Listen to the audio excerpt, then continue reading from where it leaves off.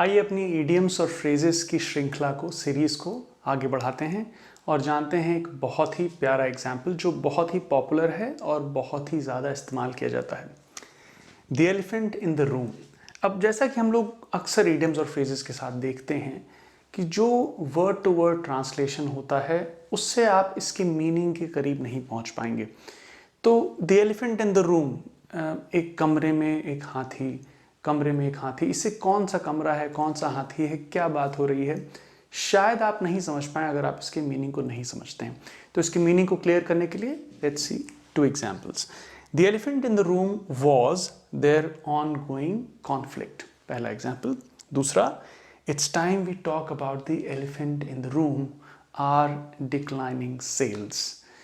तो elephant in the room की बात जब हम लोग करते हैं तो एलिफेंट तो आप समझ रहे ना, एक बहुत बड़ी चीज़ हुई, एक बड़ा जानवर है, तो एक बड़ा मुद्दा, तो बड़ा और सब लोग जिसको जानते हैं, तो N obvious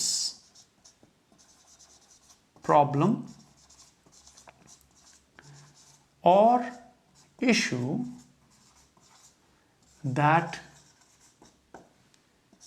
people are avoiding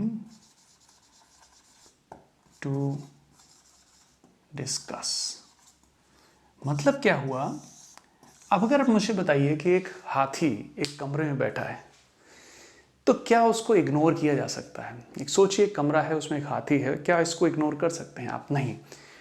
इसका मतलब यह है कि अगर एक हाथी बैठा है और आप उसकी बात नहीं कर रहे हैं तो कहीं ना कहीं आप एक बहुत बड़ी चीज़, जो सबसे बड़ा मुद्दा है, उसको इग्नोर करके बाकी की बातों में लगे हुए हैं।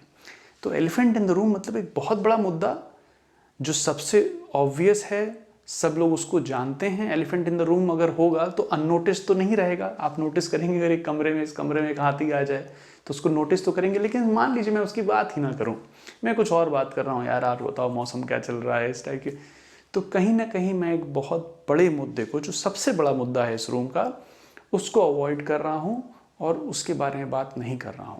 तो एन ऑब्वियस प्रॉब्लम और इशू, ऑब्वियस इसलिए क्योंकि सबको पता है, मोस्टली जो लोग रूम में होंगे उनको सबको पता है क्या है मुद्दा, but still they don't discuss about it, they don't talk about it, simply because it might be uncomfortable for people. The elephant in the room was their ongoing conflict, मतलब एक मीटिंग है, मान लीजिए 2-3-4 लोगों के बीच में कुछ लड़ाई झगड़ा हुआ है, सबको पता है, लेकिन सब लोग उस बात के बारे में, बात को अवॉइड कर रहे हैं, उसके बारे में बात नहीं करना चाह रहे हैं। इन द सेम वे, मान लीजिए एक मीटिंग चल रही है, बहुत तरीके की बातें हो रही हैं, और भाई आज खाने में क्या है, लंच कैसा रहा, लेकिन मीटिंग का जो मेन मुद्दा है, सेल्स डिक्लाइन हो रही हैं, आर डिक्लाइनिंग सेल्स, उसके बारे में कोई बात नहीं कर रहा है, तो हो सकता है लीडर कहें let's now talk about the elephant in the room, क्योंकि सबको पता है, सब इसके बारे में सोच रहे हैं, लेकिन कोई इसके बारे में बात नहीं कर रहा है, क्योंकि थोड़ा सा डिस्कम्फर्ट हो सकता है बात करने में। थोड़ी एक ऐसी चीज़ है जो बहुत ईजी बात जिसके बारे में नहीं हो सकती। डिक्लाइनिंग सेल्स है तो किसी पे ब्लेम आ सकता है, कोई इसकी रिस्पॉन्सिबिलिटी ले या ना ले, इस टाइप की चीज़ें हो सकती हैं। That's why people are trying to avoid to discuss it.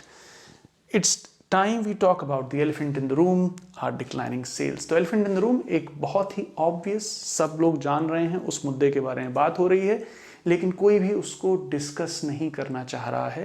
लोग उसके बारे में बात करना अवॉइड करना चाह रहे हैं, because it can be uncomfortable for some people.